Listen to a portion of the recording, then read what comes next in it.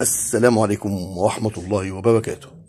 أعزائي المشاهدين، أهلا ومرحبا بكم في قناتكم المميزة ممنوع من العرض.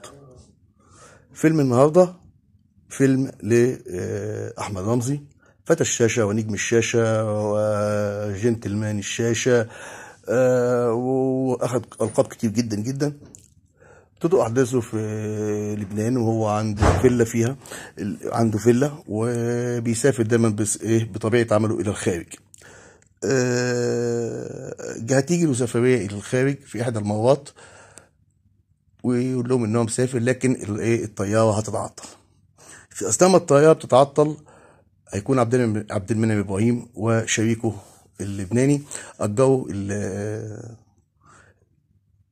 الفيلا لفرقة موسيقية كبيرة في حاجة إلى مسرح لتقديم أعمالها. طبعا مين بقى؟ طبعا البطلة هنا، البطلة شمس البارودي، هي بطلة الفرقة.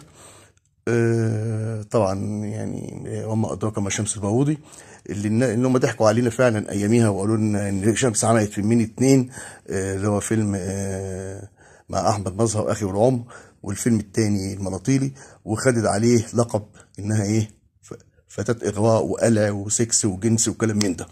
لكن اللي اكتشفناه ان شمس البودي عامله كميه كبيره جدا جدا جدا جدا من الافلام اللي هنوالي عرضها الى سيادتكم واحده بواحده يعني. وهذا من ضمن الافلام، وقد سبق عرض بعض الافلام لها على القناه.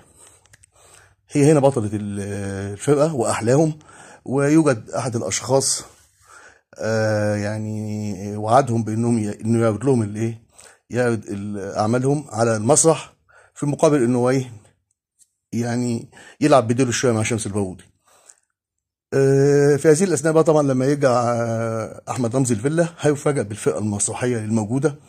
هي هتلاقي فرقه كبيره جدا، من هنا لهنا. هيوافق على قعدهم في البيت، وهتتغير حياته بنسبه 100% بسبب شمس البارودي، لانه فعلا هيحاول يلعب معاها، مش هيعرف، حاول يجيبها كده كده، هيعرف انها انسانه كويسه، فهيحبها ويتزوجها. فيلم جميل، قصته صغيره شويه صحيح، لكن من الافلام اللي اتحجبت عننا كمشاهدين. لكن ليه السبب انا برضه مش عارفه، لان ما فيهوش اي احد جنسيه كتير، يعني هي لقطه ولا اتنين في الاول عاديين جدا، يتعرضوا حتى يتعرضوا في مسلسلات، يعني ما يتعرضوش لا ده تيجي في مسلسلات. لكن ليه بقى هي اتمنعت من العرض؟ هل لشخص شمس البارودي نفسها؟ الله اعلم. اللي حاولت تشتري افلامها بعد ما اتحجبت، يمكن الفيلم ده تكون من ضمن الافلام اللي اشتريته، يجوز، لكنه فيلم انهال هذه الايام على القنوات الفضائيه بصوره غير طبيعيه، نظرا للشهره العريضه التي حققتها شمس البارودي، وعلى اساس ان هو فيلم اباحي او حاجه زي كده يعني.